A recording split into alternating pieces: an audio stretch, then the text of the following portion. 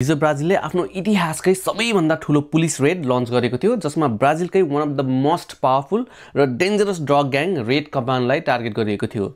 Rio de जेनेरियोको दुईवटा ठाउँमा 2500 जना पुलिस र सोल्जर्सहरू खटाइएको थियो र यो पुलिस र सोल्जर्सहरू गन्स मात्र होइन हेलिकप्टर्स र आर्मर्ड भेहिकल सहित फुल्ली प्रिपेयर भएर रेड गरेका थिए। त्यो रेडमा पर्दा रेड कमान्डका ग्याङ मेम्बर्सहरूले अरेस्ट रेजिस्ट गर्न खोज्दा दुवै टिम बीच फायरिङ भएको थियो, जसले गर्दा अहिलेसम्म एटलिस्ट 120 जनाको ज्यान गइसकेको छ, जसमा चाहिँ 4 जना चाहिँ पुलिस अफिसर्सहरू थिए। रेड कमान्डले यो इभेन्टमा ड्रोन पनि लन्च गरेको थियो जसबाट एक्सप्लोजिभहरू पुलिस भएको ठाउँमा डिरेक्ट गरिएको थियो। आइविटनेसहरूको अनुसार अरेस्ट रेजिस्ट गर्ने ग्याङ मेम्बर्सहरूलाई टाउको र ब्याकमा गोली हानी मारिएको थियो। रियोका गभर्नर क्लाउडियो कास्ट्रोले यसलाई ठूलो सक्सेस भनेका छन्, तर युएन र ह्युमन राइट्सले यसलाई कन्डेम गरेका छन्। रियो डे जेनेरियोमा खास अब चाँडै क्लाइमेट समिट हेल्ड हुँदैछ, जसले गर्दा धेरै कन्ट्रीका लिडर्सहरू यहाँ आउनेवाला छन्।